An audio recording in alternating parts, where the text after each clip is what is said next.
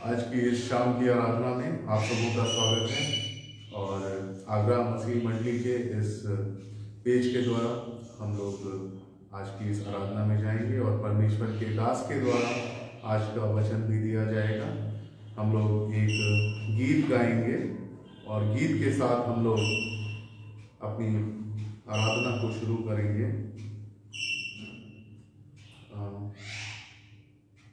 107 number गीत, महिमा से तू जो भरा हुआ। 107। महिमा से तू जो भरा हुआ, ज्योति में सदा रहने वाला, मनुष्यों में तूने जन्म लिया, फिर से यीशु जग में तू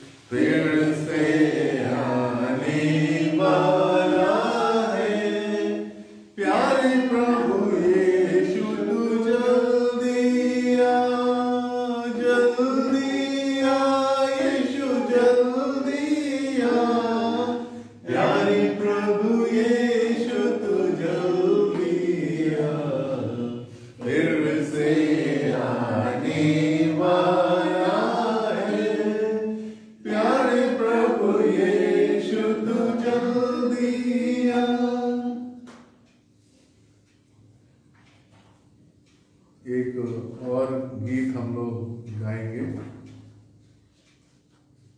108 नंबर इसी के आगे, प्रभु का आनंद है मेरी ताकत। 108 नंबर। प्रभु का आनंद है मेरी ताकत, संसार में यीशु है मेरी ताकत, वो मेरा आनंद हर एक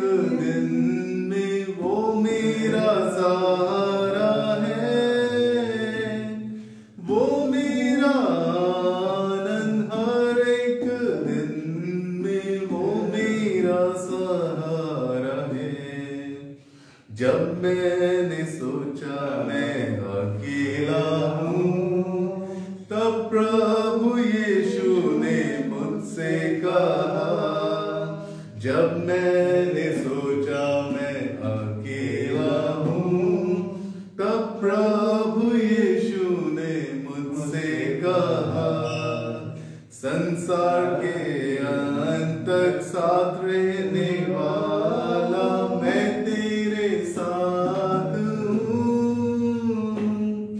संसार के अंत तक साथ रहने वाला मैं तेरे साथ हूँ।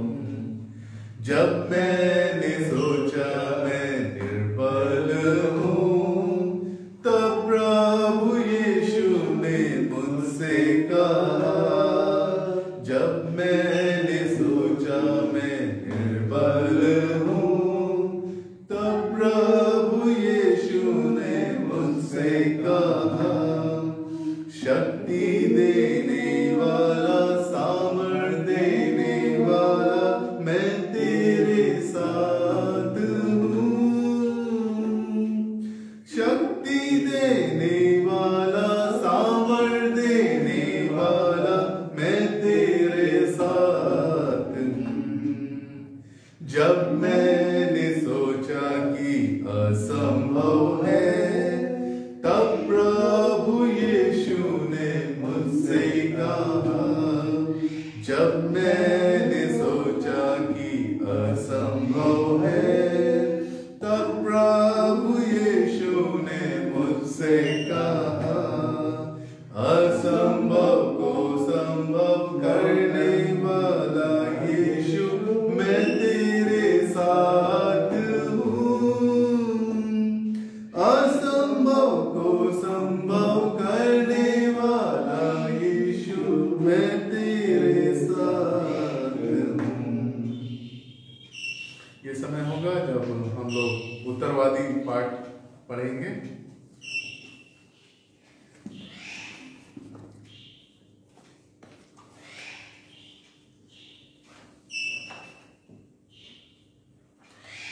आज का उत्तरवादी पाठ भजन संहिता 86।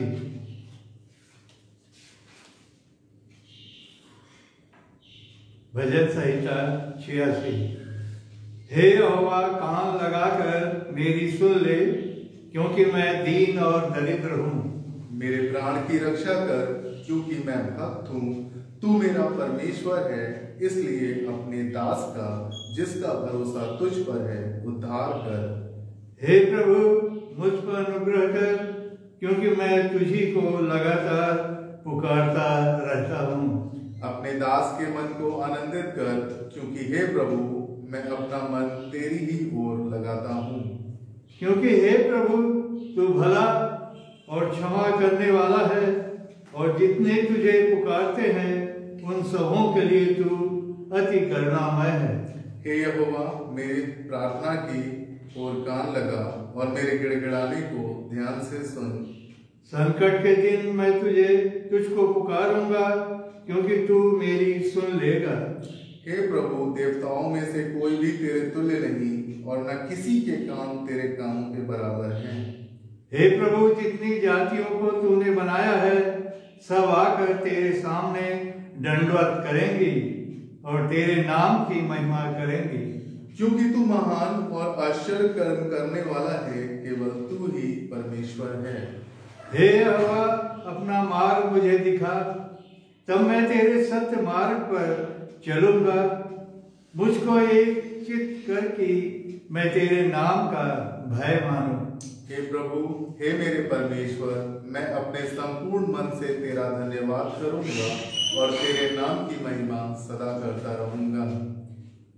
क्योंकि तेरी करुणा मेरे ऊपर बड़ी है, और तूने मुझको अधोलोक की तह में जाने से बचा लिया है।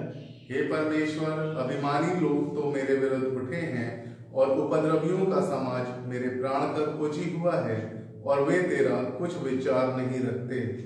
परंतु प्रभु, तू दयालु और अनुग्रहकारी परमेश्वर है। तू विलंब से कोप करने वाला और अति करुणामय है।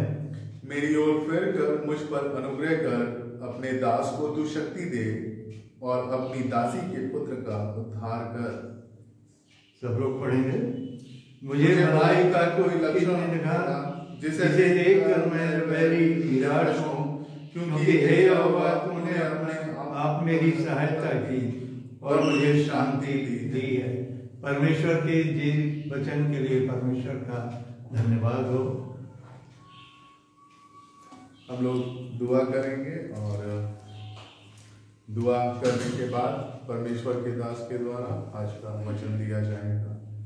धन्यवाद के साथ पिता परमेश्वर आपके चरणों पर आए हैं। धन्यवाद देते हैं पिता परमेश्वर आज के इस खूबसूरत दिन के लिए। धन्यवाद करते हैं पिता परमेश्वर बहुत से पापों से, बहुत से अपराधों से, बहुत ही परीक्षाओं से, आजमाइशों से छुड़ा करके, बचा करके पाक साफ रखने के लिए पिता परमेश्वर हर एक परेशानियां, दुख, मुसीबतें पिता परमेश्वर आती हैं, लेकिन हम धन्यवाद करते हैं कि आप पिता परमेश्वर हमें बल देते हैं, आप हमें सहारा देते हैं। आपका वो पवित्र आत्मा हमारी अगुवाई करता है, जिससे पिता परमेश्वर हम पाप में पड़ने से बच जाते हैं। पिता परमेश्वर विशेष तौर से प्रार्थना करते हैं आपके सेवक के लिए, जब वो आपके वचन को देना चाहते हैं पिता परमेश्वर, तो पिता परमेश्वर आपका पवित्र आत्मा उनकी अगुवाई करे और ये वचन रूपी बीज जब बोया जाता है तो ये 7 के 70 गुना फल लाने वाला हो। पिता परमेश्वर आगे की इस आराधना को आपके हाथों में सौंपते हैं, वचन के दिए जाने को आपके हाथों में सौंपते हैं। अपनी इस छोटी सी विनती को उद्धार करता प्रभु यीशु मसीह के नाम से मांगते हैं, आमीन।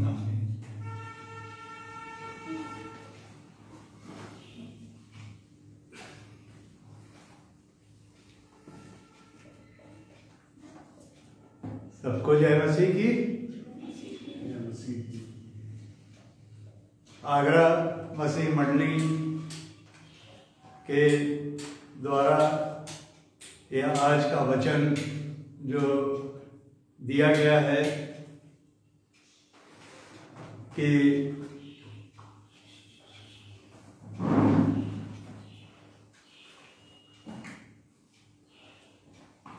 दूसरा पत्रस उसका 3 अध्याय 9 पद।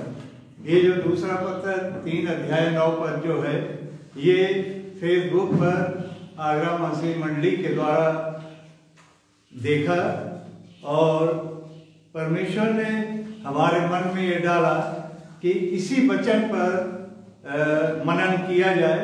ये वचन हमें क्या सिखाता है और हम इस वचन के द्वारा सीखें और वचन और क्या बताता है इससे संबंधित और हम वचनों को देखें और हम दूसरों को भी इस वचन के बारे में बताने वाले हो सकें। तो आइए हम प्रार्थना करें। हमारे जीवित और सर्वशक्तिमान, दयालु और अनुकारी परमेश्वर, हम आपका धन्यवाद देते हैं प्रभु कि आप निरंतर हम लोग के साथ साथ रहते हैं प्रभु, क्योंकि आपका वचन बताता है कि हम जगत के अंत तक तुम्हारे साथ हैं। हाँ प्रभु, हमारा विश्वास है प्रभु कि आप हम लोग के साथ निरंतर रहते हैं। आपकी दृष्टि निरंतर हम लोग पर लगी रहती है प्रभु। आप रक्षा रखवाली करते हैं और प्रभु हम लोग की जो भी आवश्यकताएं हैं प्रभु, आत्मिक शारीरिक प्रभु, आप उसको समय समय पर पूरा करते रहते हैं प्रभु। प्रभु आपके उपकार के लिए, आपके आशीषों के लिए प्रभु हम धन्यवाद देते हैं प्रभु। और प्रभु आपने फिर ये एक मौका दिया कि हम लोग आपके चरणों में आ सकते हैं प्रभु, आपके वचन से हम लोग सीख सकते हैं प्रभु। प्रभु आप सहायता करें, मदद करें और इस ऑनलाइन के द्वारा प्रभु जितने लोग प्रभु इस वचन को सुन रहे हैं या सुनेंगे प्रभु, आप सबकी सहायता मदद करें और इस वचन पर प्रभु आपकी आशीष हो प्रभु। और प्रभु इस वचन को जो लोग सुनते हैं प्रभु, वो लोग भी इस वचन के द्वारा आशीषित हो प्रभु, विश्वास करने वाले हो सके प्रभु। जबकि प्रभु हम लोग इन अंतिम दिनों में रह रहे हैं प्रभु और प्रभु वचन आपका बताता है प्रभु कि आपके आने का समय निकट है। हाँ प्रभु, आप हम लोग को तैयार करें प्रभु, ताकि हम लोग आपके समक्ष जब आपका आना हो प्रभु, तो हम लोग हियाव बांध कर प्रभु आपके समक्ष उपस्थित हो सकें प्रभु। प्रभु हम शेष समय को आपके हाथ में रखते हैं, आप हर एक की सहायता करें। ये प्रार्थना हम आपके पवित्र नाम यीशु में मांगते हैं, आमीन। हम परमेश्वर का धन्यवाद देते हैं और साथ ही साथ आगरा मसीह मंडली के लिए भी धन्यवाद देते हैं कि वो समय समय पर अपने साथ हम लोग को जोड़ते रहते हैं। इस दाऊद प्रेयर टावर को हम बहुत ही शुक्रगुजार हैं भाई डेविड और उनके परिवार के लिए कि वो निरंतर हम लोग को अपने इस मंडली के द्वारा तो आगे ले चल रहे हैं। और ये जैसा वचन हमको इस आगरा मसीह मंडली के फेसबुक पर मिला कि जैसा भी ये हमने कहा, दूसरा पत्रस उसका 3 अध्याय 9 पद, जैसा वहां लिखा हुआ है, प्रभु अपने प्रतिज्ञा के विषय देर नहीं करता, जैसी देर कुछ लोग समझते हैं, पर तुम्हारे विषय में धीरज धरता है और नहीं चाहता कि कोई नष्ट हो, वरन यह कि सबको मन फिराव का अवसर मिले। ये हम देखते हैं कि ये वचन जो है वो हमारे धर्मशास्त्र बाइबल के अनुसार ये सत्य वचन है। और ये पतरस के द्वारा ये वचन कहा गया, और ये वचन जब अभी पढ़ा गया तो इस वचन में कुछ चीजें ऐसी हमें दिखाई देती हैं, महत्वपूर्ण बातें, कि एक तो ये है कि प्रभु अपने प्रतिज्ञा के विषय में देर नहीं करता जैसा कि हम लोग सोचते हैं कि वो देर कर रहा है। और ये देर इसीलिए हो रही है कि हमें वो अवसर मिले। बहुत से लोग हैं जिन तक अभी प्रभु का वचन नहीं पहुंच पाया, और प्रभु का वचन जब तक उनके पास नहीं पहुंच जाएगा तब तक प्रभु का आना नहीं होगा, ऐसा प्रभु यीशु मसीह ने खुद कहा। और लेकिन ये देर जैसा हम लोग समझते हैं उस तरह से देर नहीं है। ये समझ लीजिए कि द्वार पर ही वो समय है, द्वार पर ही प्रभु खड़ा हुआ है। और ये इसीलिए है कि हम उसके लिए तैयार हो जाएं, उसके आने के समय के पर हम तैयार मिले उसको। ऐसा ना हो कि हम ये सोचते रहें कि अभी आने में देर है और हम उसके सामने उपस्थित ना हो सके जब उसका आना हो। और वो ये चाहता है कि कोई नष्ट ना हो, किसी को वो नहीं चाहता, चाहे विश्वासी हो या अविश्वासी हो, जो भी है सभी को, धर्मियों सबके लिए वो चाहता है कि कोई भी नष्ट ना हो और सबको मन फिराव का अवसर मिले। देर इसीलिए हो रही है कि मन फिराव का अवसर मिले, क्योंकि जिनके पास तक वचन नहीं पहुंचा है उनको भी मन फिराव का अवसर मिले। तो परमेश्वर ये चाहता है कि जैसा ये वचन बता रहा है कि कोई भी नाश ना हो। और यहाँ पर देखिए मसीह के फिर से आने का संबंध, इस वचन से मसीह के आने का संबंध जुड़ा हुआ है। और मसीह के आने का संबंध इससे भी जुड़ा हुआ है कि जब तक स्वर्ग के राज का सुसमाचार, जब तक स्वर्ग के राज का सुसमाचार सारे जगत में प्रचार ना हो जाए, तो प्रभु के आने का समय इसी स्वर्ग के राज के सुसमाचार से जुड़ा हुआ है। और जैसा प्रभु यीशु मसीह ने कहा है मत्ती के 24 अध्याय के 14 पद में, मत्ती के 24 अध्याय के 14 पद में, और राज का ये सुसमाचार सारे जगत में प्रचार किया जाएगा कि सब जातियों पर गवाही हो और तब अंत आ जाएगा। तो मसीह के आने का जो संबंध है वो स्वर्ग के राज के सुसमाचार से जुड़ा हुआ है। और इसमें जैसे लिखा है कि सारे जगत में वो सुसमाचार प्रचार किया जाएगा, और जब ये कार्य पूरा हो जाएगा तब अंत आ जाएगा, अर्थात हमारे मसीह का आना होगा। तो इसीलिए ये वचन पतरस के द्वारा कहा गया है कि सबको अवसर मिले। और जो प्रभु यीशु मसीह ने अपने चारों सुसमाचार में कह दिया वो अटल है, वो पूरा हो रहा है और आगे भी पूरा होता रहेगा। और पहले भी पूरा हो चुका है। जैसा कि प्रभु यीशु मसीह ने खुद कहा है इसी मत्ती के 24 अध्याय के 35 पद में, मत्ती 24:35 पद में, आकाश और पृथ्वी टल जाएंगे परंतु मेरी बातें कभी ना टलेंगी। आकाश और पृथ्वी टल जाएंगे लेकिन मेरी बातें कभी ना टलेंगी।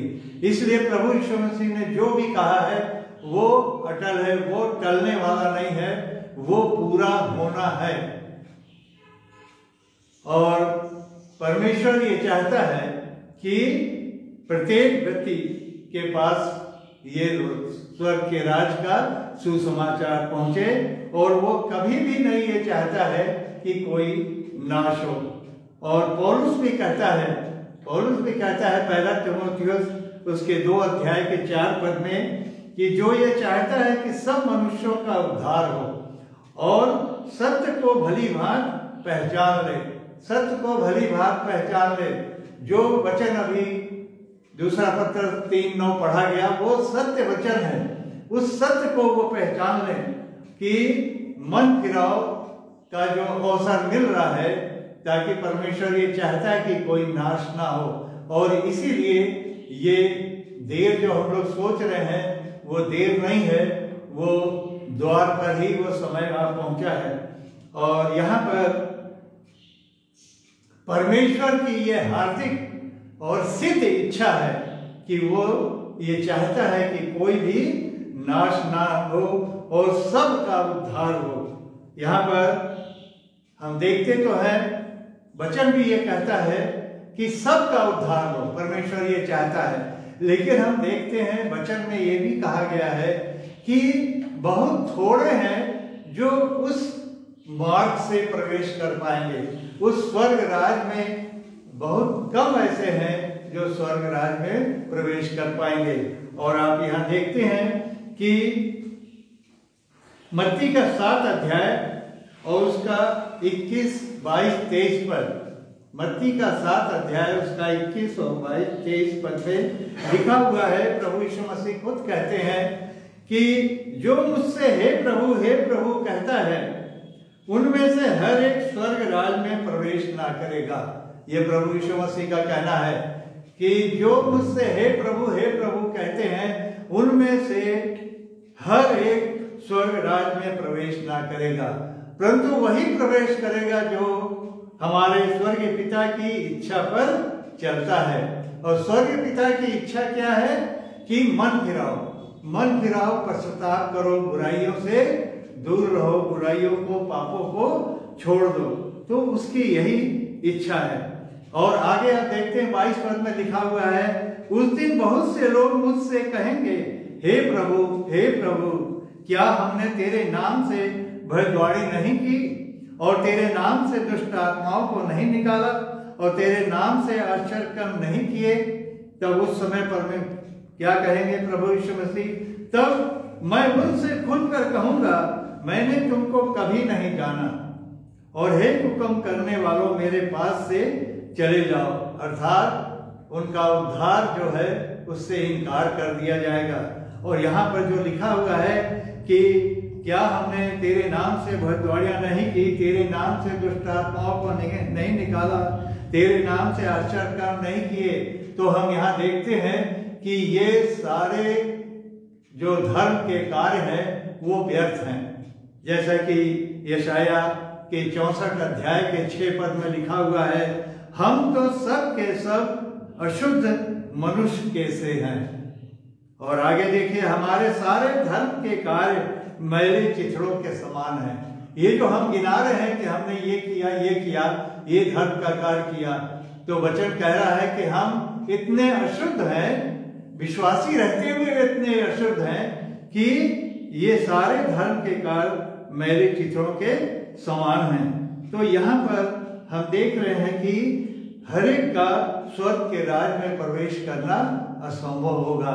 और भी आप देखें कि जैसा कि ये वचन जिस पर हम लोग मनन कर रहे हैं, जिसमें परमेश्वर ये चाहता है कि हर एक को मन फिराव का अवसर मिले ताकि कोई नाश ना हो। हम यहेजकेल की पुस्तक में जाए, उसके 33 अध्याय के 11 पद में वहां लिखा हुआ है, इसलिए तू उनसे यह कह परमेश्वर यहोवा की यह वाणी है कि मेरे जीवन की सौगंध, मैं दुष्ट के मरने से कुछ भी प्रसन्न नहीं होता। दुष्ट के मरने से मैं प्रसन्न नहीं होता, परंतु इससे कि दुष्ट अपने मार्ग से फिर कर जीवित रहे। जब हम पाप करते हैं तो हम आत्मिक रूप से मर जाते हैं, और यही परमेश्वर नहीं चाहता है कि हम मरे। और वो कहता है कि दुष्ट अपने मार्ग से फिर कर जीवित रहे। हे इस्राएल के घराने, तू अपने अपने बुरे मार्ग से फिर जाओ, तुम क्यों मरो। आगे लिखा हुआ है, हे मनुष्य के संतान, अपने लोगों से यह कह कि धर्मी जन अपराध करे तब उसका धर्म उसे बचा ना सकेगा। तो यहाँ पर हम देखते हैं कि यहाँ पर भी परमेश्वर ये कह रहा है कि मन फिराव का अवसर मिले, चाहे वो दुष्ट है चाहे जो भी है, सब अपने अपने बुरे कार्य से, बुरे मार्ग से फिर जाएं और हम मरने ना पाएं। आप देखें कि परमेश्वर किस तरह से धीरजवंत है, किस तरह से विलंब से कोप करने वाला है, करुणामय है। आप यहाँ योना की पुस्तक में जाएं, उसके 3 अध्याय के 10 पद में आप जानते हैं कि योना को निनवे शहर में भेजा गया कि वो वहां से वहां जाए, और वहां लोग बहुत बुराइयों में, पापों में थे, और परमेश्वर ये चाहता था कि ये सब मन फिराएं और नष्ट ना हो। लेकिन योना कहता है, आप देखेंगे योना 4 अध्याय के 2 पद में, योना के लिए आपको मालूम है कि उसको निनवे भेजा गया, लेकिन वो क्या किया, तर्शीश को भाग गया। और वो इसीलिए तर्शीश को भाग गया कि वहां के लोग ना बचाए जाएं। और वो ये कहता है योना 4 अध्याय के 2 पद में, जब परमेश्वर ने उनके कार्यों को देखा कि वे कुमार्ग से फिर रहे हैं, तब परमेश्वर ने अपनी इच्छा बदल दी और उनकी जो हानि करने की थी उसको ना किया। और देखिए वहां पर योना कहता है, योना 4 अध्याय 2 पद में, कि क्योंकि मैं जानता था, परमेश्वर यहोवा से वो कह रहा है, क्योंकि मैं जानता था कि तू अनुग्रहकारी और दयालु परमेश्वर है, विलंब से कोप करने वाला और करुणामय निधान है, तू दुख देने से प्रसन्न नहीं होता। तो ये योना जानता था और इसीलिए वो भागा, लेकिन परमेश्वर उसको फिर लौटा करके निनवे को ले गया। और वहां पर लोग, यहाँ तक राजा और सारी प्रजा, पशु पक्षी, सब जितने वहां थे, सबने उपवास किया और अपने बुराइयों से फिर करके परमेश्वर की दुहाई दी, और सबको उसने नाश होने से बचा लिया। तो परमेश्वर हमारा धीरज धरने वाला, अति करुणामय, अनुग्रहकारी, विलंब से कोप करने वाला। विलंब से कोप करना मतलब वो देर इसीलिए हो रही है कि वो विलंब से कोप करने वाला है, वो हमें एक समय दे रहा है, लेकिन हम ये सोच रहे हैं अभी तो बहुत देर है, अभी तो बहुत देर है। और ये सोचते सोचते मालूम हुआ कि जैसे कभी कभी होता है कि अरे अभी तो ट्रेन आने में देर है, और हम जब पहुंचे स्टेशन तो देखा ट्रेन चली गई। तो ऐसी देर हम ना समझें। और वहां पर आप देखते हैं कि ये सत्य वचन यही है कि वो ये चाहता है कि कोई नाश ना हो और हर एक को मन फिराव का अवसर मिले, ताकि लोग पश्चाताप करें और क्षमा के द्वारा अनंत जीवन को पहुंचे। आप जैसे अभी देखा कि सभी लोग का उद्धार नहीं हो सकता है, बहुत थोड़े लोग हैं। और आप देखते हैं कि प्रभु यीशु मसीह ने कहा कि सकेत फाटक से प्रवेश करो, सकेत फाटक से प्रवेश करो, क्योंकि चौड़ा है वह फाटक और सरल है वो मार्ग जो विनाश को पहुंचाता है, और बहुत से लोग हैं जो उससे प्रवेश करते हैं। क्योंकि सकेत है वो फाटक और कठिन है वो मार्ग जो जीवन को पहुंचाता है, और थोड़े हैं जो उसे पाते हैं। तो उस सकरे मार्ग से हमें जाना, जो कठिन मार्ग है, और उससे बहुत थोड़े लोग ही जा पाएंगे, यह प्रभु यीशु मसीह का कहना है। और जो चौड़ा मार्ग है, जो आसान मार्ग है, उससे बहुत लोग जाते हैं। तो थोड़े लोग ही बचेंगे जो उस सकेत फाटक से जा पाएंगे। और यहाँ पर लिखा हुआ है कठिन है वो मार्ग। ये कठिन क्या हमें बताता है, क्यों कठिन है वो मार्ग? इस कठिन के लिए हम देखते हैं कि मत्ती के 5 अध्याय के उसके 3 से 12 पद में अगर हम पढ़ेंगे तो वहां पर लिखा हुआ है कि जो मन के दीन हैं, जो नम्र हैं और धर्म के भूखे प्यासे हैं और जो दयावंत हैं, जिनके मन शुद्ध हैं और धर्म के कारण सताए जाते हैं। ये कठिन शब्द का ये मतलब है। इन सब के इनके लिए कहता है प्रभु यीशु मसीह, धन्य है जो इस तरह के लोग हैं और उन्हीं का स्वर्ग का राज है, वही स्वर्ग के राज में प्रवेश कर पाएंगे। तो इस कठिन मार्ग से ही हमें जाना है और इन सब बातों को हमारे अंदर होना चाहिए। और आप देखते हैं कि जो परमेश्वर की इच्छा है वो हमें पूरा करना है और धार्मिकता और सताव सहना है। शत्रु हम इस पृथ्वी पर रह रहे हैं, शैतान का राज है और उसके बचते हुए, उससे हमें दूर रहते हुए इस कार्य को करना है और अपना खुद का इनकार करना है। तभी हम उस सकरे मार्ग से, उस कठिन मार्ग से हम उस स्वर्ग राज में हम प्रवेश कर पाएंगे। और यहाँ पर लिखा हुआ है कि वो स्वर्ग का राज, वो द्वार, वो मार्ग कौन सा है? प्रभु यीशु मसीह ने कहा कि यीशु ने कहा, मार्ग और सत्य और जीवन मैं ही हूं, बिना मेरे द्वारा कोई पिता के पास पहुंच नहीं सकता है। तो यहाँ पर हमारा प्रभु यीशु मसीह ही खुद वो द्वार है। जैसा कि आप यूहन्ना 10 अध्याय के 9 पद में आप देखते हैं, यूहन्ना 10:9 में, कि वो खुद कहता है मैं द्वार हूं। और उसी द्वार से, वो द्वार कैसा है? सकेत फाटक है, कठिन मार्ग है, उसी से हमें प्रवेश करना है। और जब हम उस द्वार से प्रवेश करते हैं तो हमें उद्धार प्राप्त होगा और बहुतायत का जीवन हमें प्राप्त होगा। प्रभु यीशु मसीह खुद कहते हैं कि बहुतायत का जीवन प्राप्त होगा और केवल यीशु ही उद्धार का द्वार है। उसको छोड़ और कोई द्वार और कोई मार्ग नहीं है, जैसा प्रेरितों के काम 4:12 में हम देखते हैं।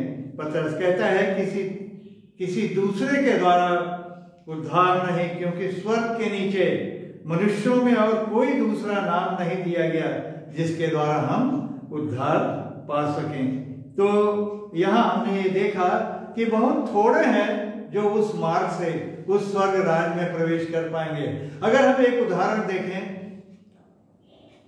ये पहला पत्र उसका 3 अध्याय 20 पद, पहला पत्र 3 अध्याय 20 पद में हम वहां देखते हैं, तो वहां पर भी यह उदाहरण हमको दिखाई देता है कि बहुत थोड़े हैं जो प्रवेश कर पाएंगे। और यहाँ लिखा हुआ है, जिन्होंने उस बीते समय में आज्ञा ना मानी, जब परमेश्वर नूह के दिनों धीरज धर कर ठहरा रहा। जब नूह के दिनों में परमेश्वर धीरज धर कर ठहरा रहा और वो जहाज बन रहा था जिसमें बैठकर थोड़े लोग देखिए यहाँ थोड़े लोग अर्थात 8 प्राणी पानी के द्वारा बच गए।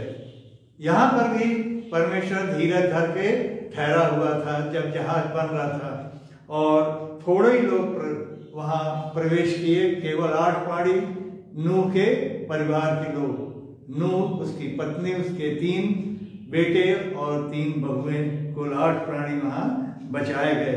तो यहाँ हम देखते हैं कि बहुत थोड़े लोग हैं जो वहां बचाए गए। और आप देखते हैं कि मत्ती 24 अध्याय के 40 और 41 पद में वहां पर भी हमें ये संख्या दिखाई देती है थोड़ी, और वहां पर लिखा हुआ है, एक ले लिया जाएगा, दूसरा छोड़ दिया जाएगा। 2 लोग साथ हैं एक ले लिया जाएगा, एक छोड़ दिया जाएगा। थोड़े हैं जो उसे पाते हैं। खेत में 2 जन होंगे, एक ले लिया जाएगा और दूसरा छोड़ दिया जाएगा। 2 स्त्रियां चक्की पीसती होंगी, एक ले ली जाएगी, एक छोड़ दी जाएगी। तो यहाँ पर भी ये प्रभु यीशु मसीह खुद कह रहे हैं कि ऐसा होगा। तो यहाँ परमेश्वर की जो कृपा है, परमेश्वर का जो धीरज है, जो वो धरे हुए है, धीरज धरे हुए रुका हुआ है, वो क्या है? वो हमें यही दिखाती है कि मन फिराव को सिखाती है। धीरज धरने का मतलब उसका यही है कि मुझे और हम सबको मन फिराव को सिखाती है। और यहाँ लिखा हुआ है रोमियो उसके 2 अध्याय 4 पद में, रोमियो 2:4 में लिखा हुआ है, क्या तू उसकी कृपा और सहनशीलता और धीरज रूपी धन को तुच्छ जानता है? हम लोग बहुत से लोग हैं जो ये इस बात को तुच्छ जानते हैं। वो देर होने का मतलब यही है, जो हम सोच रहे हैं कि देर है, तो उस यही हम उसके धीरज रूपी और कृपा को और सहनशीलता को जो वो सह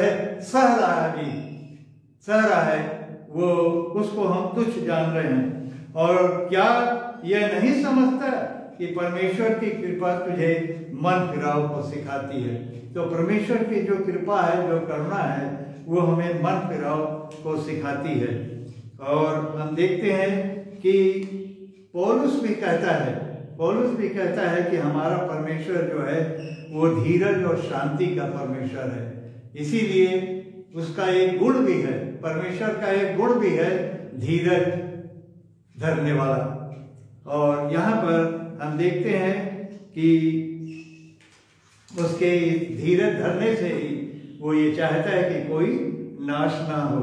यहाँ पर आप देखिए, धर्मशास्त्र में, बाइबल में हम उत्पत्ति की पुस्तक में ही जाएं, बिल्कुल प्रारंभ में ही जाएं, और वहां पर हम देखते हैं अदन की वाटिका में हवा और आदम को परमेश्वर ने रखा और उनके साथ वो प्रतिदिन संगति करता था, प्रतिदिन आकर के बातचीत करता था। और क्या हुआ कि उन लोगों ने पाप किया।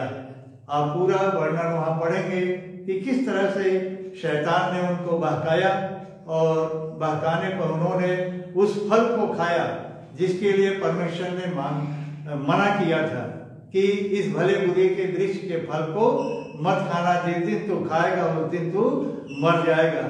लेकिन उन लोगों ने वहां पर आज्ञा का उल्लंघन किया, आज्ञा को तोड़ दिया, और आज्ञा के तोड़ देने से वो उन लोगों ने ये पाप किया। और लेकिन वहां पर भी हम देखते हैं कि परमेश्वर ने उनको नाश नहीं किया, परमेश्वर ने उनको नाश नहीं किया।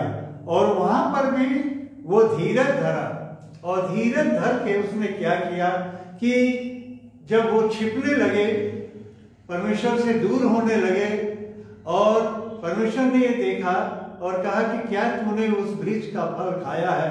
तो उसने, जैसा आप वहां देखते हैं लिखा हुआ है कि जैसा हवा ने कहा कि मुझे ये सांप ने दे दिया और हमने खा लिया, उसके बाद उसने आदम से पूछा तो आदम ने कहा मुझे हवा ने खिला दिया। तो इस तरह से हम अपने गलतियों को दूसरों पर मढ़ते हैं। लेकिन यहाँ पर आप देखिए, परमेश्वर उनसे फिर भी प्रेम कर रहा है और उनको नहीं चाहता है कि ये नाश हो, और वो फिर ये चाहता है कि हम इनसे मेल मिलाप कर रहे हैं, हम इनके साथ संगति कर लें। और वो क्या करता है कि आप देखें उत्पत्ति के 3 अध्याय के 22 पद में, उत्पत्ति 3:22 में वहां लिखा है कि परमेश्वर यहोवा ने चमड़े के अंगरखे बनाकर पहना दिए। उनका जो पाप था, जो नंगापन था, उसको उसने ढांप दिया, उस पाप को उसने ढांप दिया। और क्योंकि पाप के कारण वो नंगे हो गए थे और परमेश्वर से दूर होकर छिपने लगे थे, जैसा कि लिखा हुआ है। तो उसने क्या किया कि किसी पशु का बलिदान हुआ होगा और उस पशु के चमड़े से उनको ढांप दिया, और ताकि वे फिर से परमेश्वर के नजदीक आ जाएं, परमेश्वर से उनका मेल मिलाप फिर हो जाए। और उसने क्या किया, उसी समय से परमेश्वर ने ये प्रबंध किया प्रभु यीशु मसीह के लिए कि वो प्रभु यीशु मसीह आए, और इस पृथ्वी पर उनको इसीलिए भेजा गया कि वो बलिदान हो और हमारे साथ परमेश्वर का जो मेल मिलाप है, जो नजदीकी नहीं है, वो मेल मिलाप हो जाए।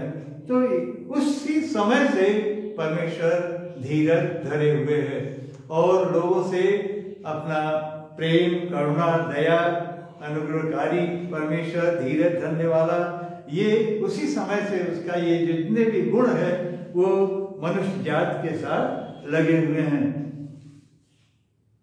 तो वहां पर हम देखते हैं कि जब जहाज बन रहा था तब भी परमेश्वर धीरज धरे हुए था, और जब जहाज बन रहा था तो जैसा लिखा हुआ है कि धीरज धरे हुए था। और आप देखते हैं कि बहुत ही सहनशीलता के साथ, बहुत ही धीरज के साथ परमेश्वर लोगों के साथ था। और जब नूह को उसने देखा कि लोग बुराइयों में बहुत बुराई बढ़ गई है और वो पछताया, तब उसने कहा कि तू जहाज बना। और आप जानते हैं और आप पढ़ेंगे उत्पत्ति 5 अध्याय, 6 अध्याय और 7 अध्याय में, तो वहां पर आप देखेंगे कि वो जहाज बना रहा है। और जब वो जहाज बनाने के लिए कहा गया तो नूह जो है लगभग 500 वर्ष उसकी आयु हो चुकी थी। और जब जहाज बना के वो तैयार हो गया और परमेश्वर ने कहा कि तू इस जहाज में जा, उस समय वो 600 वर्ष का था।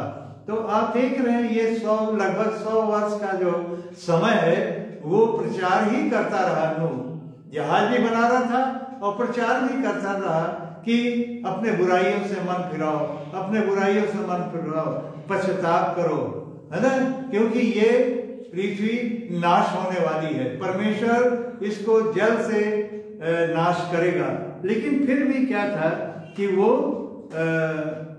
ये कार्य को करता रहा और 100 वर्ष तक लगभग। और यहाँ आप देखते हैं कि जब वो नूह जहाज बन के तैयार हुआ और नूह को ये आदेश हुआ परमेश्वर से कि तू उसमें जा और जितने प्राणी के लिए हमने कहा है जिस तरह से सबको ले जा, और ले जाने के बाद भी परमेश्वर ने ये कहा कि मैं अभी 7 दिन और रुकूंगा।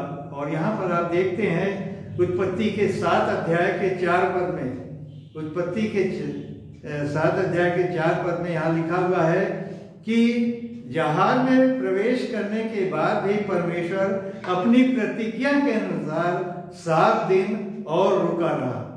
7 दिन के लिए उसने कहा मैं रुका रहूंगा। और आगे आप देखते हैं कि उसने ये कहा कि 7 दिन के बीतने पर मैं पृथ्वी पर 40 दिन और 40 रात जल बरसाता रहूंगा। और इसी उत्पत्ति के 7 अध्याय के 10 पद में आप देखेंगे कि 7 दिन के उपरांत प्रलय का जल पृथ्वी पर आने लगा। ये 7 दिन जो दिखा रहा है और रुका हुआ था परमेश्वर, ये 7 दिन बहुत महत्वपूर्ण दिन वहां दिखाए गए हैं। और अगर हम देखें तो ये 7 दिन का समय जो है, अगर हम दूसरा पत्रस उसके 3 अध्याय के 8 पद, जो कि अभी दूसरा पत्र 3 अध्याय 9 पद पर हम लोग विचार कर रहे हैं, उससे पहले जो 8 पद दिया हुआ है वहां पर लिखा हुआ है कि 1000 वर्ष एक दिन और एक दिन 1000 वर्ष। प्रभु का जो है वो एक दिन 1000 वर्ष और 1000 वर्ष एक दिन। अगर इस 7 दिन को हम मान लें वचन के अनुसार 7000 वर्ष, तो जिस समय परमेश्वर ने उस जहाज, जब जल प्रलय के समय जब उसने कहा 7 दिन मैं और रुका रहूंगा, तो उस समय से अगर हम देखें तो ये 7000 वर्ष लगभग पूरे हो रहे हैं। और हम तो ये कहेंगे, क्योंकि यहाँ पर देखिए भजन संहिता 90 और उसका 4 पद, वहां पर दाऊद कहता है क्योंकि 1000 वर्ष तेरी दृष्टि में ऐसा है जैसे कल का दिन। हम पूरा दिन 24 घंटे का मानते हैं, तो कल का दिन यहाँ तो बहुत कम हो गया। और क्या लिखता है, जो बीत गया, या जैसे रात का एक पहर तो 6 घंटा हुआ। तो उसका 1000 वर्ष का जो है वो परमेश्वर की दृष्टि में बहुत कम है। हम तो पूरा एक दिन मान रहे हैं 24 घंटे।